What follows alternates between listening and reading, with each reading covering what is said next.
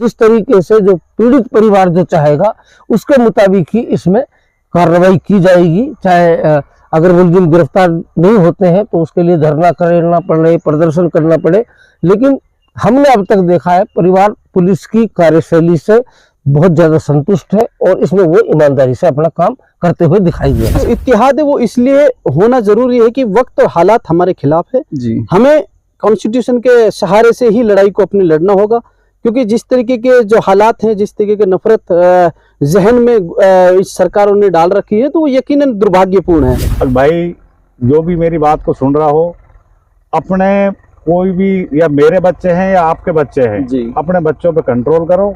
मिल्ली अफकार में खुश आमदेद। हम आपके साथ साहिब कासमी।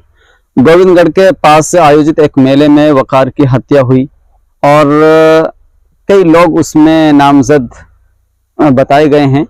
पूरा मामला क्या है हम ये जानने की कोशिश करेंगे। हमारे साथ मौजूद हैं कासिम साहब जो अलवर में उप पंचायत के प्रवक्ता हैं, और खूबी सरपंच साहब चौपानकी से हैं, और अज्जू भाई हैं जो युवा हैं खानपुर से। तो कासिम साहब, ये किशनगढ़ बास के पास आयोजित मेले में वकार की हत्या हुई, क्या रीजन रहा, क्या मामला है, आप थोड़ा बताएंगे? देखिए, जिस तरीके से पहले हमारे पास इसकी सूचना आई और उसके बाद फिर जिस तरीके का माहौल हमने देखा, क्योंकि घटना हमसे बहुत दूर घटी है जी, तो वहाँ जितनी इत्तलात के मुताबिक फिर लोगों से रायशुमारी या तहकीक करना किसी भी जिम्मेदार आदमी को चाहिए कि इस तरीके की कोई घटना इस दौर में अगर हमारे सामने आती है तो हर जिम्मेदार आदमी का ये फर्ज बनता है कि पहले वो सारे मामले की तहकीक करे, उसके बाद ही अपनी कोई बात शासन प्रशासन समाज के सामने रखे। ये सबसे पहले तो ये बहुत अफसोसनाक एक हादसा पेश आया है जी, और एक नौजवान का कत्ल कुछ बेरहम लोगों ने कर दिया। और जो परिवार के लोगों से कल मैं वहाँ पहुँचा भी, उनके वहाँ सरपंच साहब भी मेरे साथ थे, तो मरहूम के वालिद मोहतरम से मेरी बात हुई, उनके परिवार के तमाम लोगों से बात हुई। उन्होंने बताया कि लक्ष्मणगढ़ गोविंदगढ़ कस्बे में ट्रेड फेयर लगा हुआ था, उसमें झूला वगैरह जैसे बच्चे जाते हैं जी, नौजवानों को एक शौक होता है मेला वगैरह देखने का। हालांकि इस आधुनिक दौर में ये मेले का चलन तो वैसे धीरे धीरे खत्म हो गया है, लेकिन फिर भी वो एक नए रूप में मेला ही उसको कहा जा सकता है। वो गए तो उनकी कोई स्कूटी वगैरह कोई टकरा गई, आपस में कहासुनी हुई कुछ दूसरे लड़कों की, और मसला यहाँ तक पहुंच गया कि वो आपस में हाथापाई तक मामला आ गया। और बदकिस्मती ये रही कि हमला करने वाले ने एक जो है हथियार लेकर धारदार देश हर उसके सीने पे घोंप दिया और उस बच्चे का मतलब हत्या हो गई। अच्छा कासिम साहब, मैं आपको लगातार देख रहा हूँ, घटना के बाद से सरपंच साहब भी थे आपके साथ, वहां पर आप जा रहे हैं, आप ग्राउंड जीरो पर गए हैं, तो कितने लोग थे ये जिन्होंने इस वारदात को अंजाम दिया है? तो परिवार के मुताबिक, क्योंकि हम तो वहाँ चश्मदीद नहीं थे जी, हमने परिवार के लोगों से पूछा है कि सात आदमियों को तो उन्होंने नामजद रिपोर्ट दर्ज कराई है जी, और ये और भी बहुत सारे लोग थे जिन्होंने मिलकर के एक झगड़ा करके उस बच्चे की हत्या की है जी।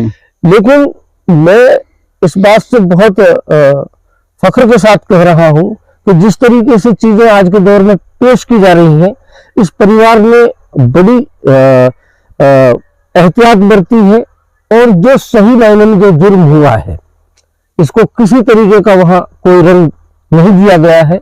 और खास तौर से हमारे सभी जिम्मेदार जी, तमाम लोग जो थे वो सब लोग मौके पे पहुंचे, और सबसे पहली बात ये रही कि जो जिस तरीके से जो पीड़ित परिवार जो चाहेगा उसके मुताबिक ही इसमें कार्रवाई की जाएगी। चाहे अगर मुलजिम गिरफ्तार नहीं होते हैं तो उसके लिए धरना करना पड़े, प्रदर्शन करना पड़े, लेकिन हमने अब तक देखा है परिवार पुलिस की कार्यशैली से बहुत ज्यादा संतुष्ट है और इसमें वो ईमानदारी से अपना काम करते हुए दिखाई दे रहे हैं। अच्छा कासिम साहब, मैंने कल जो इस केस को हैंडल करने वाले वसीम भाई हैं उनसे मेरी बात हुई थी, यूजर्स को मैंने दिखाया भी था, वो ऑडियो क्लिप भी चलाया था, तो उनका कहना है कि टकराव जो हुआ था उस व्यक्ति से तालीम का हुआ था, लेकिन हत्या की गई है वकार की, जो बीच बचाव के लिए आया था, तो फिर वकार ही पे क्यों हुआ? सूरत हाल कैसे पैदा हुई इसको खुदा बेहतर जानता है, और कोई भी जिम्मेदार आदमी अगर कोई बेबुनियाद बात, दस्तूर के खिलाफ बात करता है तो यकीनन वो एक गलत बात साबित हुई। इसलिए मैं हर उस बात से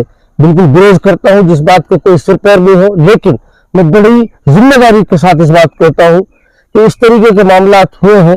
इससे एक बात ये जाहिर हो रही है कि हमारी नौजवान पीढ़ी, चाहे वो किसी भी मजहब की हो, किसी भी धर्म की हो, किसी भी संप्रदाय की हो, उसमें धैर्य नहीं है, बर्दाश्त करने का मादा नहीं है, सहन शक्ति जिसे कहते हैं।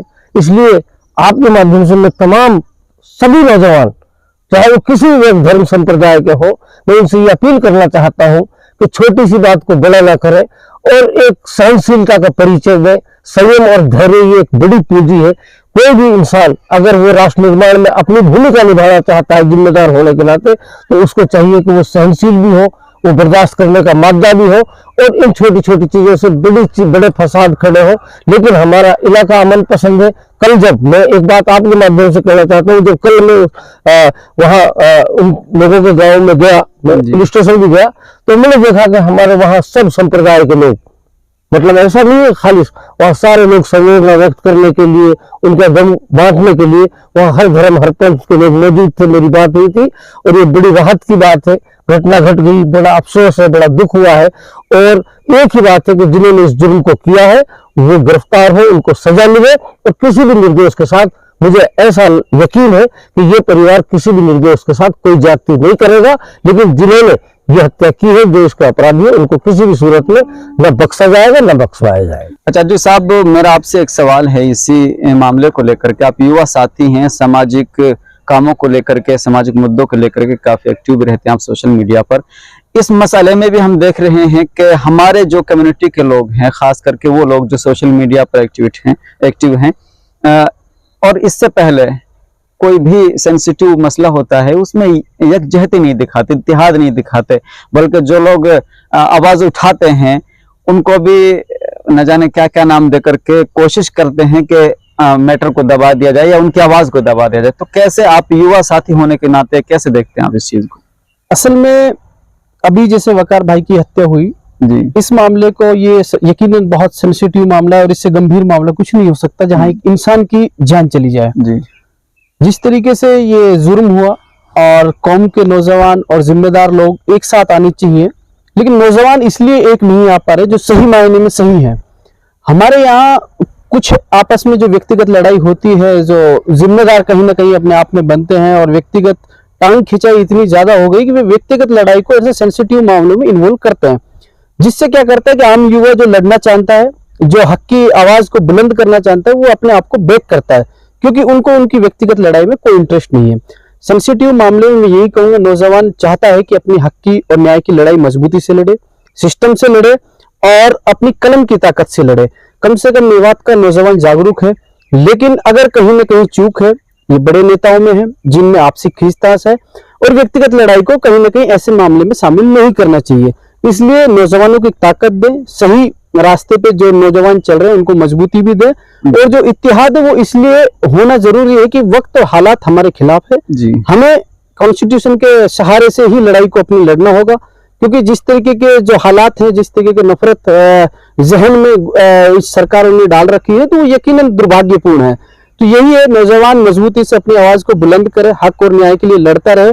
और जो हमारे बड़े जिम्मेदार लोग हैं, मैं उनसे गुजारिश करूंगा कि कहीं ना कहीं जो अपनी व्यक्तिगत लड़ाई उसको ऐसे सेंसिटिव मामले में दूर रखे और नौजवानों को एक साथ लेके न्याय के लिए मजबूती से लड़ाई लड़ते रहे। खूबी सरपंच साहब, आप के जिम्मेदार साथी हैं, सरपंच भी रहे हैं, और अभी वर्तमान में अगर हम देखें तो आपकी जो सरगर्मी है वो बहुत काबिल तारीफ है। लगातार मैं आपके जो प्रोग्राम से कवरेज भी कर रहा हूँ इस्लाही मुआशरा समाज सुधार के ताल्लुक से। तो कैसे देखते हैं आप इस वकार की हत्या को एक जिम्मेदार होने के नाते? अस्सलाम वालेकुम भैया, मुफ्ती साहब हम कल गए भी थे वहाँ जी, और हमारे माननीय कासम भाई भी साथ थे, सारे गए थे। तो हमने जो वहाँ देखा है, ये जो लड़ाई अकस्मात हुई, वो जैसे वो बता रहे थे ना वहाँ जो बैठे थे, जी, अब भाई ये लड़ाई अकस्मात हुई है। वहाँ ये मेला देखने गए थे, जी, कोई लूटा लाठी, कोई चैन चून, वो छीना झपटी करते रहते हैं और उन्होंने ये रोला करा है। और इस लड़के का कोई दोष भी नहीं था इस वकार का जी, वो झगड़ा किसी और से था। ये तो छुड़ाई छुड़ुई में ही, बल्कि इसका बड़ा भाई की थी करे कि उसका हाथ पकड़ के खींच रहा था ये। अच्छा, इतने में वो भर के वहां आ गए। तो मैं तो ये कह रहा हूँ, भाई जो भी मेरी बात को सुन रहा हो, अपने कोई भी, या मेरे बच्चे हैं या आपके बच्चे हैं, जी। अपने बच्चों पे कंट्रोल करो। शाम के टाइम अपने बच्चों की निगरानी करो, कहीं कोई ना जाए। और जब आप अपने बच्चों पे कंट्रोल रखोगे, निगरानी रखोगी, तो ये जो वारदातें जो हो रही हैं ऐसी, इन पे रोक लगेगी। और अल्लाह पाक से मैं यही दुआ करूंगा, अल्लाह पाक उस मरने वाले को जन्नतुल फिरदौस अता फरमाए आमीन। और उनको सब्र अता फरमाए, उनके परिवार को सब्र दे अल्लाह पाक। और हम भी अल्लाह से दुआ करेंगे और करवाएंगे भी, अल्लाह पाक उन सब परिवार वालों को सब्र दे और उसको जन्नतुल फिरदौस अता फरमाए। तो बहरहाल ये थे हमारे साथ कासिम साहब, अलवर में पंचायत के प्रवक्ता अज्जू साहब, जो काफ़ी सोशल मीडिया पर एक्टिव रहते हैं, समाजी मुद्दों को लेकर के। खूबी सरपंच साहब चौपान की जो अपनी प्रतिक्रिया दे रहे थे। और कहीं ना कहीं अज्जू साहब का भी यही कहना है कि हमें इस तरह के सेंसिटिव मामलों में कॉन्स्टिट्यूशन के साथ और यकजहती के साथ आवाज़ उठानी चाहिए। खूबी सरपंच ने भी बड़ी अहम बात कही है कि हालात की नज़ाकत को देखते हुए और हवा का जो झोंका है उसको देखते हुए हमें अपने बच्चों पर कंट्रोल करने की ज़रूरत है। ख़ास करके जैसे जैसे दिन ढलता है तो हमें इस बात की ज़रूरत है कि हम अपने बच्चों को घर पर रखें, उन पर कड़ी नज़र रखें, कहाँ जा रहे हैं, कहाँ बैठ रहे हैं और किस तरह की सरगर्मियों के अंदर वो मुलव्वस हैं, ताकि किसी के साथ भी कोई भी नागहानी सूरत हाल पेश ना आए। तो बहरहाल ये हमारे साथ काफ़ी चर्चित चेहरा थे जो इस मामले को लेकर के आपके सामने प्रतिक्रिया रख रहे थे। अब इस खबर में इतना ही। अस्सलाम वालेकुम रहमतुल्लाहि व बरकातहू।